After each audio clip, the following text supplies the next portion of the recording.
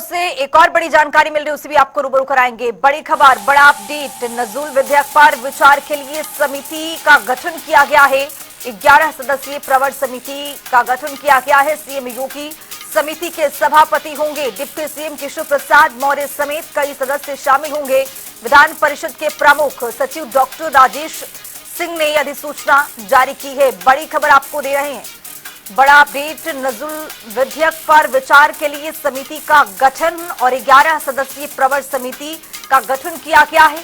मुख्यमंत्री योगी आदित्यनाथ समिति के सभापति होंगे। केशव प्रसाद मौर्य समेत कई गणमान्य लोग इसमें मौजूद रहेंगे। 11 सदस्यीय प्रवर समिति का ये गठन, सीएम योगी समिति के सभापति हैं, अध्यक्षता करते हुए नजर आएंगे। तो नजूल विधेयक पर विचार के लिए समिति का गठन किया गया है कि समिति के गठन के जरिए इस पर विचार विमर्श किया जाए, आगे इसको बढ़ाया जाए। सभापति इसके समिति के मुख्यमंत्री योगी आदित्यनाथ हैं। लखनऊ से हमारे वरिष्ठ सहयोगी टीएन मिश्रा जी जुड़ रहे हैं ज्यादा जानकारी के साथ। टीएन मिश्रा जी, नजूल विधेयक को लेकर एक समिति का गठन और सभापति मुख्यमंत्री।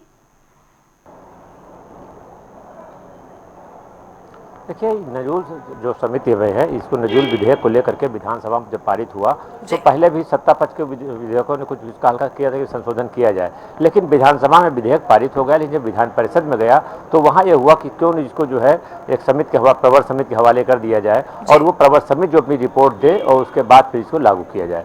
तो उस प्रवर समिति की अध्यक्षता जो है खुद सीएम योगी आदित्यनाथ करेंगे, डिप्टी सीएम केशव मौर्य रहेंगे और साथ में जो राजेश कुमार सिंह ने अधिसूचना जारी की है उसमें 9 लोग और रहेंगे, वो विधान परिषद के सदस्य होंगे। तो ये जो है समिति जब रिपोर्ट 2 महीने बाद, इसका टाइम 2 महीने दिया गया है और 2 महीने बाद जब रिपोर्ट देगी तब ये विधेयक जो है पास हो जाएगा। जी खुशबू। अब टीएन मिश्रा जी, इसमें 11 लोग इस समिति में हैं और इस समिति में सभापति मुख्यमंत्री रहने वाले हैं। जिस तरह से आपने बताया कि विधान परिषद में गया, उसके बाद इसको लेकर आगे की रणनीति क्या है और इस समिति के जरिए आगे इस पर क्या विचार विमर्श किया जाएगा, क्या इसका मकसद और मतलब?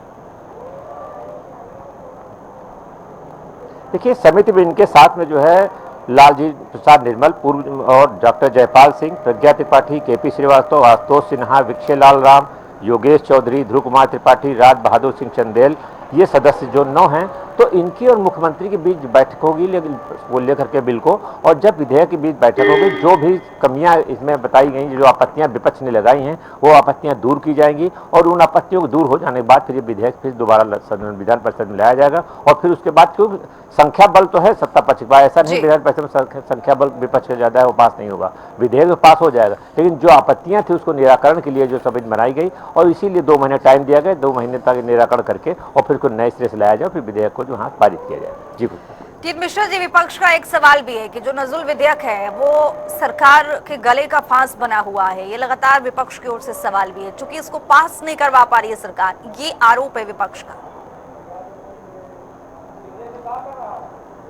देखिए, ऐसा नहीं है, नजूल विधेयक जो है सरकार के पास पर्याप्त दोनों सदनों में संख्या बल है, वो पास करा सकती थी। लेकिन विपक्ष की आपत्तियों के बाद ही इसे जो है प्रवर समिति के हवाले किया गया कि ताकि विपक्ष ये न कहे कि सरकार ने मनमानी की है और उसने अपने आप पास इसको जबरन पास कर ले।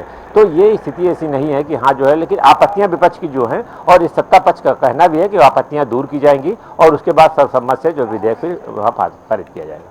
चलिए, बहुत शुक्रिया टीएन मिश्रा जी तमाम जानकारी साझा करने के लिए। तो आपको बता दें कि नजूल विधेयक के लिए प्रवर समिति का गठन किया गया।